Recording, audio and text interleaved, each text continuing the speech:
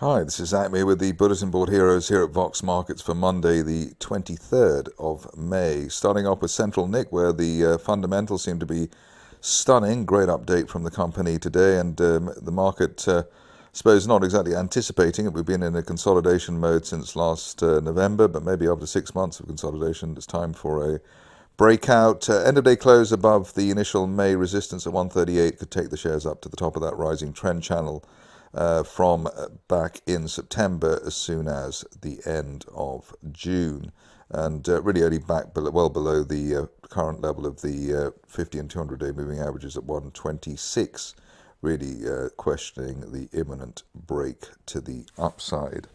Moving on to a stock which doesn't get much coverage here, maybe it deserves a bit more, is Creo. You can see maybe why it hasn't had much coverage here, because it's not exactly been a hero in the recent past, but we've broken that line of resistance from February, and we've gapped up today. There's bullish divergence as well, so looking for at least 108 at the 50-day moving average, and above that maybe up to former support from December, January in the upper one teens, 115, 120, something like that, over the next 4 to 6 weeks, and perhaps even sooner. Obviously, in the meantime, you don't want any fresh lows below 95 pence. Moving along to a stock which gives you a sense of trepidation because you feel it might be a bull trap. But anyway, we've got the bullish divergence there for DeepMatter, rather strong bullish divergence over December to May period. Shares just trying to flick up now. I wonder whether that's a proper move or not. But anyway, we've got a situation where if you're cautious, you'd wait for a break of the 50-day moving average at 0.17, or at least look for that as the target here. Otherwise, we get up into the 0.3 area over the next 1 to 2 months if we can get a decent clearance of that 50-day moving average. But it looks as though with today's gap to the upside, we should at least get up to the 50-day line at 0.17, and hoping that the bullish divergence kicks in to provide extra momentum. Another trendline break here for driver group, and here you can see that shares have had bullish divergence. So we had the lower low for May, but the RSI actually slightly higher. So that has given us the latest rally through the resistance line there from November and the 50-day moving average. Above the 50-day line, looking for the gap to be closed. The gap down from back in March up to 39 pence over the next week or so. Best case scenario here, I suppose, is back up to the 200-day line. That's around 47 pence, but maybe a bit early for that. But if things do go well, then we could see that by the end of next month.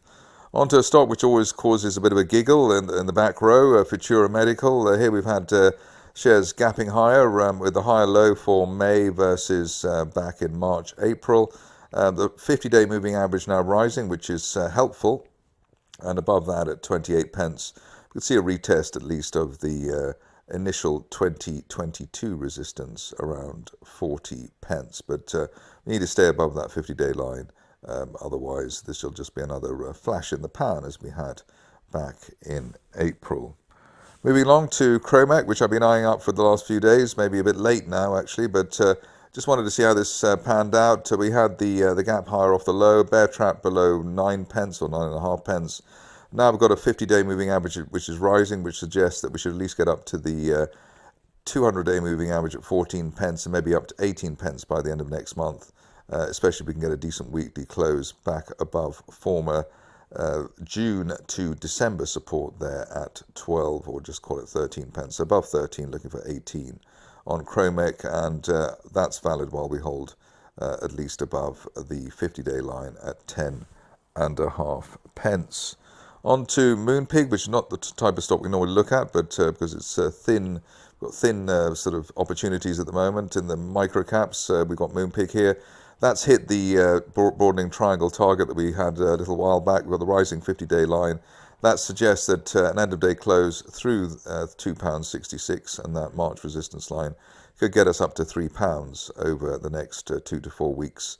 And the upside value while we hold above the latest swing low at £2.30.